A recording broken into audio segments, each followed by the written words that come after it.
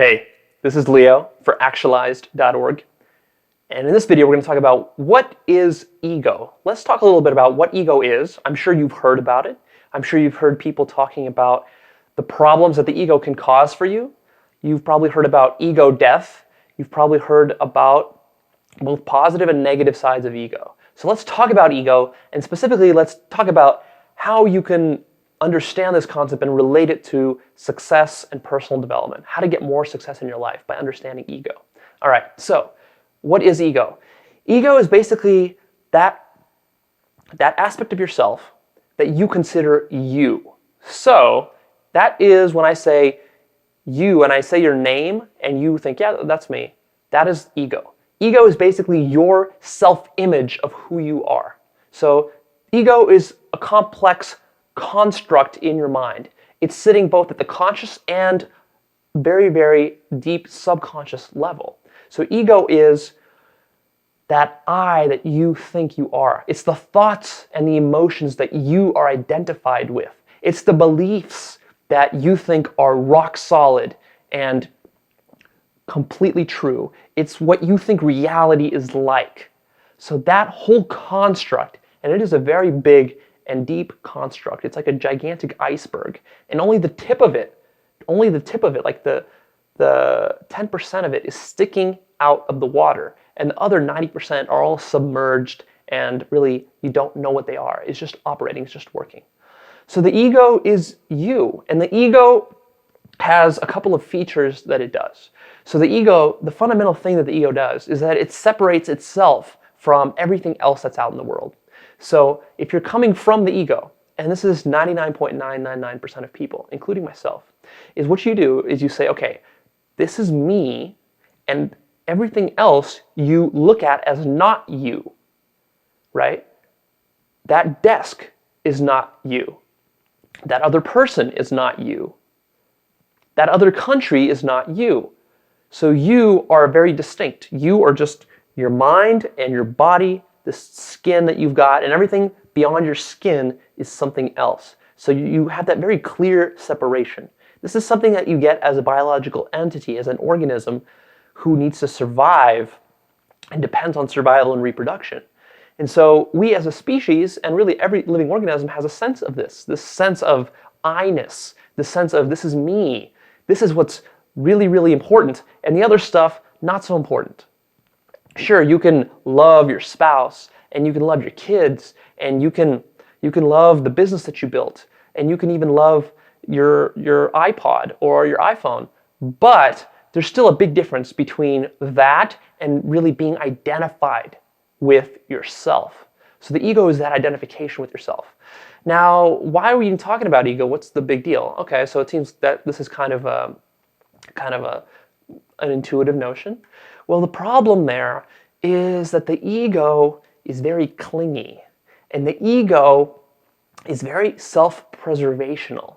And so what it does, especially if you're trying to get to higher levels of achievement and success and consciousness in your life, is that the ego tends to hold you back because it's got a lot of inertia and weight to it. And it doesn't always want to go out there and explore reality for what it really is. Because what's happened is that ego has been built up regardless of how attached you are to yourself right now. The fact is that you and your notion of you is highly, highly illusory and fictitious. And I know you don't want to hear that. And I don't want to hear it. The ego doesn't want to hear it. But it's a very arbitrary way in which the ego came about. It just came about through the experiences that you had in your early childhood and then early adulthood all the way up to now. And every experience that you had through your whole life from birth to this current day, this current second, has added something to your ego. And what it's created is this giant yarn ball of all these different strands, all tightly interwoven. And now it's like an object. It's like a thing. It's got its own mass to it. And it's hard to reorganize that. It's hard to go in there and pull a strand out and create something actually useful out of it, something that's going to get you a better level of performance. And so that's what a lot of personal development is about working with your ego. Because if your ego is too big, and that's what we say when we say someone, yeah, he's got a really big ego. What does that usually mean? That means, yeah, he's a jackass, he's stubborn, he's not open-minded, right? And that's kind of what it is, but that's very surface level understanding of ego. A much deeper understanding of ego is that you've got these beliefs and you've got this big network, this ball of yarn, and that is responsible for all your behaviors, all your actions, all your beliefs, all your thoughts. And that this is a very arbitrary thing. Even though we think that this is so precious that we can't change it, that if we changed our most cherished beliefs, then something horrible would happen, the world would collapse. And in reality, what happens is that the world would not collapse.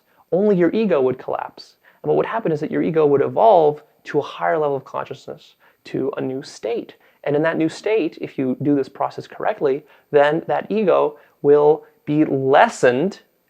It will be less judgmental. It will have less boundary between itself and the rest of the world.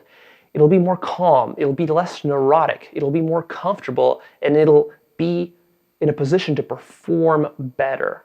So you get better results out of your life when you numb that ego down and you rub it out and you kill it.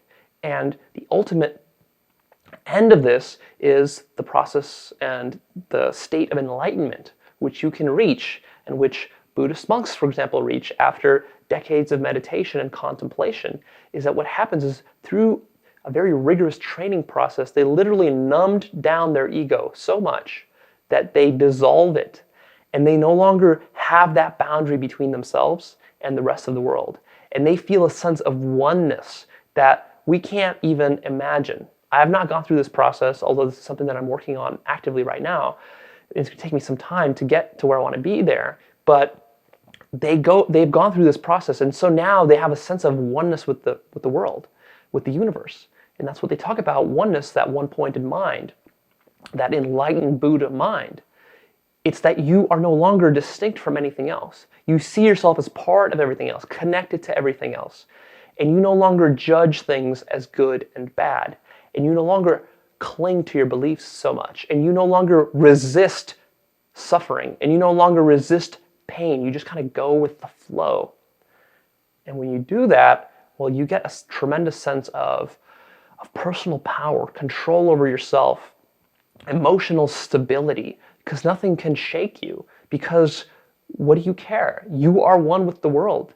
Literally, you do not care because you see as everything being part of you. You see you being part of everything else. So there is no good and bad. There is nothing that needs to be corrected. There is nothing that is distinct from you. Your body getting cut or even death is not a big deal because you're just part of the system. This is kind of a deep, deep, deep notion. The first time you hear about it, you might think that's kind of wacky, kind of far out there and metaphysical, and not really the thing for me. But the fact is that this is what happens. It's just that most people, this happens to everybody, I would argue. It's just that most people do not reach that complete state of enlightenment. What happens, though, is that throughout your life, whether you even undertake this process or you don't, you're going to be forced to adjust your ego to the circumstances that are happening to you. Except what's going to happen is there's going to be a lot of resistance. So for example, maybe you have a horrible breakup, you have a divorce, and that just has a big traumatic scar on you, on your ego. And now your ego has had to change to adapt to that pressure that was put on it. Or maybe you do meditation, and meditation makes you feel, you do a little bit of meditation every day, and that meditation makes you feel a little bit more calm, a little bit more relaxed, a little bit more connected to the world. You're not completely connected, you've still got your ego, but it's a little bit rubbed out, it's a little bit numbed down. And so through this kind of process of just living life and learning about life and experiencing the ups and the downs, your ego kind of evolves. And it goes from the kind of ego that it was when you were a kid. Basically, it was all me, yelling at your mom to come help you, to come give you some assistance, give you some pleasure, give you some safety and some comfort, kind of going away from that and becoming more responsible, more independent, more open-minded. And slowly, as you're exposed to more experiences in life, you become more and more open-minded, and you start to see that good and bad is really a more relative thing than you ever thought it was. And as you're getting that notion, and your ego is kind of expanding out and it's dissolving, you start to notice that it's easier to control yourself. You start to notice you're not so neurotic, you're not so anxious, you're not so worried all the time. Your thoughts do not have a grasp over you. Maybe you don't identify with certain thoughts the way that you used to in the past, simply because you've suffered too much from that. I mean, and that's basically what Buddhist monks do, is they sit for hours and hours every day for tens and tens of years until eventually they kind of just, their ego just kind of like it crumbles under its own weight. And then they get this relief. But I think all of us are going through that process. This is a gradual process that you go through. And so that is basically what ego is. And I think that, all of us mortals, unless we're Buddhist monks, all of us mortals have a really strong sense of ego. And I'm not really expecting you to go out there and to solve that problem right now. I just want you to be aware of it. I want you to understand how judgmental you are. This is huge. How many judgments are you making per day? Track this. Just spend a day monitoring how much you're judging things. And by judging, I simply mean putting a value on it. Because there's two ways to go about life. One way, and it's a spectrum, but we're going to talk about the two poles of this spectrum, the two ends. One end is where everything is judged according to some sort of metric, some sort of value. So everything I look at, I'm like the Terminator. I'm scanning it, and I have like a target in my mind, and this target is saying, target acquired, good, bad, do this, do that.